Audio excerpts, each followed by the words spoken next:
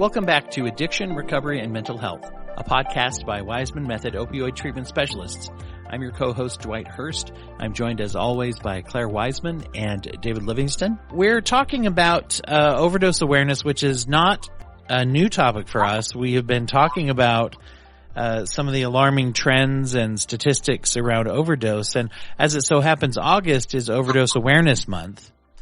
And Clare Waismann Method has just joined up with an organization in relation to this, right? Correct. So we have been joining several different organizations. They are mostly organizations created by parents that lost their children to fentanyl poisoning. The goal of these organizations is truly to create awareness, to other citizens and to parents, and because most of these kids died without knowing that they were taking fentanyl. Mm-hmm.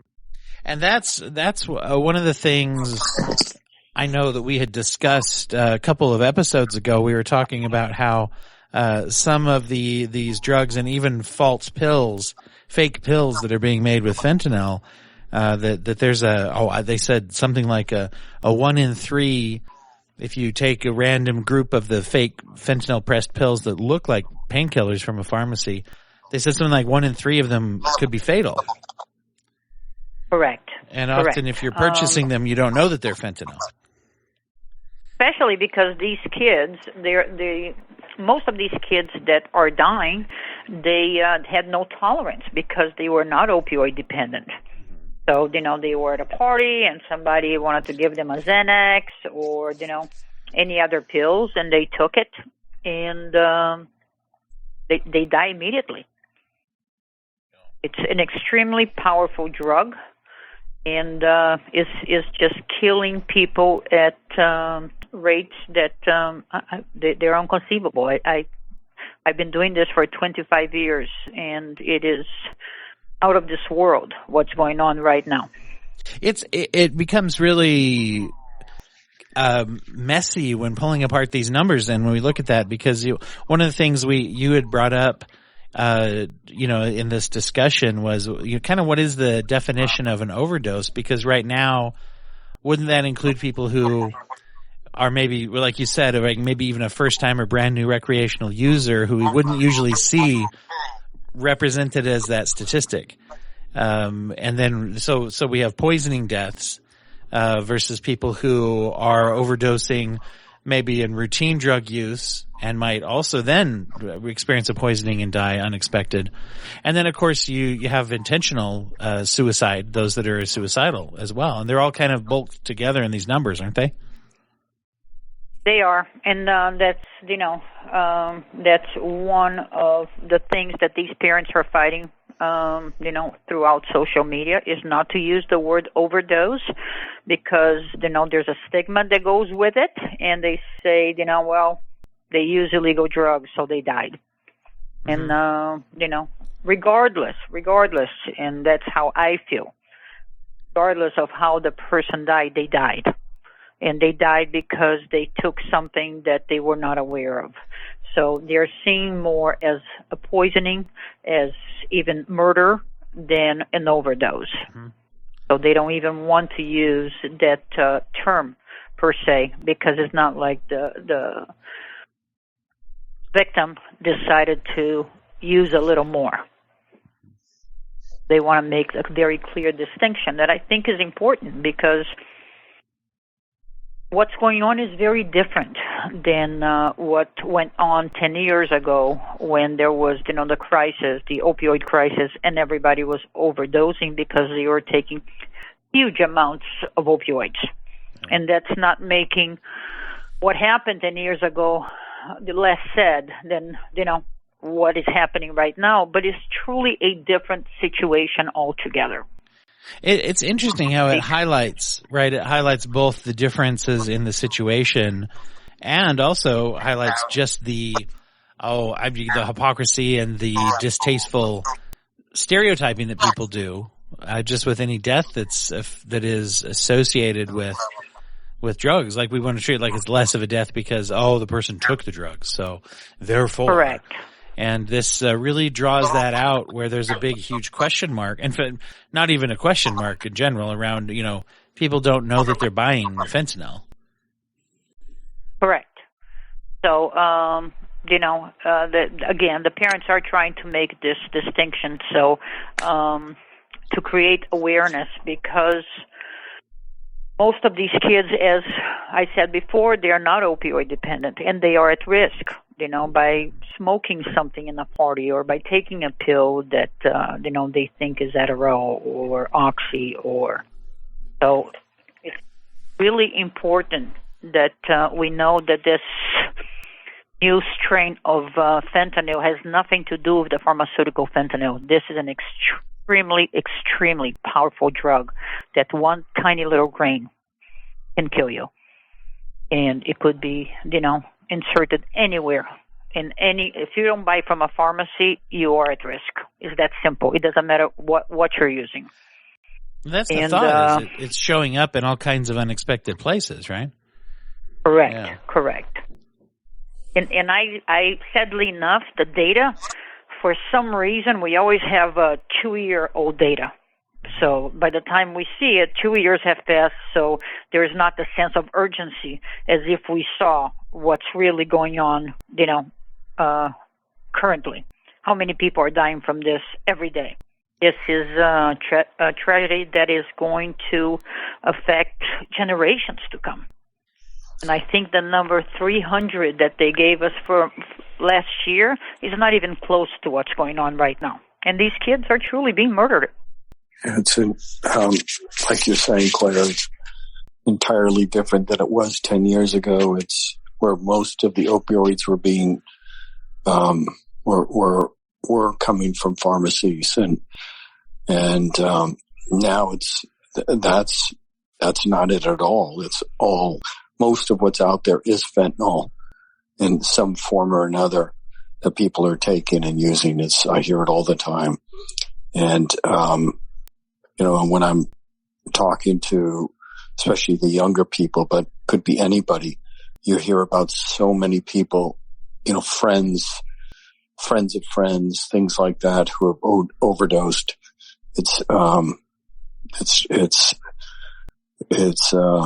You can't experiment anymore, in kids. And kids used to do that. Kids did that forever. You can't do that anymore. You just can't do it. It's too dangerous. So it's critical that parents know that. It's critical that kids and everybody knows it, because the risk is just, maybe 1 in 3. I don't know exactly what it is, but think about that. That's just. It's ages 18 to 45. More than COVID, more than heart attacks, more than murder, and we are out there screaming for so many reasons. I don't understand why we're not screaming about this. I really don't understand this. Mm-hmm. This is killing more people in our country than anything else as we speak. I mean, if you just open the news, you will see that today, they found in Los Angeles 1 million pills with fentanyl was seized in Inglewood. Wow. Exactly. Just as today. For everything we seize, we know there's a whole bunch of other stuff out there. That we don't get. Exactly. So we know where it's coming from. We know exactly where it's coming from. We know where they're being made. And it's again, I don't understand, especially with the ability of social media we have of reaching, especially the young kids, the 18 to, not kids anymore, to 40 years old. We have the ability of creating such awareness with the platforms that are on people's hand all day long. Yeah. So Why are there not warnings? These kids are buying these drugs through social media. If they are allowing, these dealers to sell, why don't at least they create, awareness, education, warnings? Yeah. It blows my mind that not just, that those companies that can create awareness are not providing it, but how society is so quiet about it. Don't understand. Yeah. Do you think that, I'm interested to know people's thoughts about this. Do you think that people's hesitation to engage, I know that we talk about there being a lot of stigma and judgment. Do you think that there's any other hesitation? Sometimes I wonder if people are afraid to admit that it really could happen to anyone. In other words, if I admit that, this is an endemic problem, this is something that could happen to anyone, we all need to do our part to try to fight it. If I admit that, that means that I can't pretend that I know that my kids or even myself would always be safe from addiction. That's a denial thing anyway, but I can't pretend to believe it if I admit that it's a problem I need to do something about. That's just something I've wondered over the years, how many people are afraid to engage with this topic, afraid to admit that it could impact their lives. I wish it was, but I don't believe it is. I think there's a number of reasons. There's the medical profession that has sort of brought in substitute drugs, which people sometimes are successful with, but very often just substitute and come off it and go back to whatever else. And so that's been one of the responses from the medical community, and then also, getting people off it like we do. I think people don't know what to do is part of it. And when you don't know what to do, sometimes I think it's easier, like you're saying, just to, just kind of throw your hands up and also assume that it's elsewhere. And very often it is elsewhere, but but less and less and less.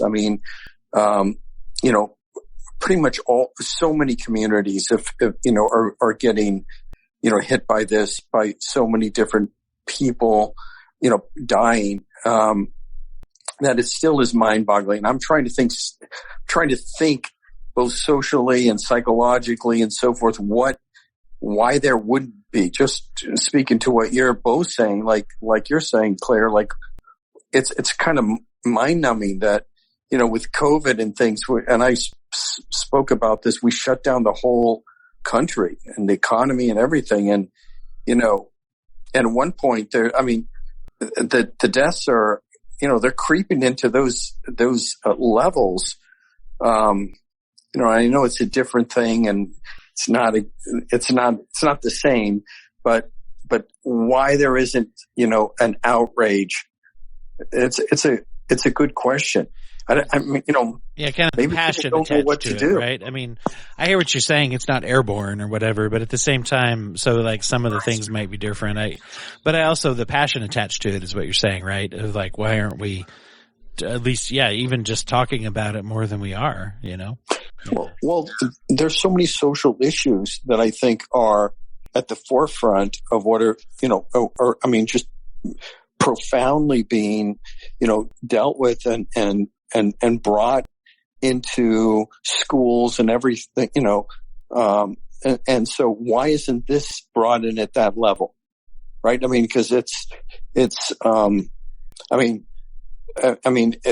you look at some of the really horrible things going on, from mass shootings to other things, this is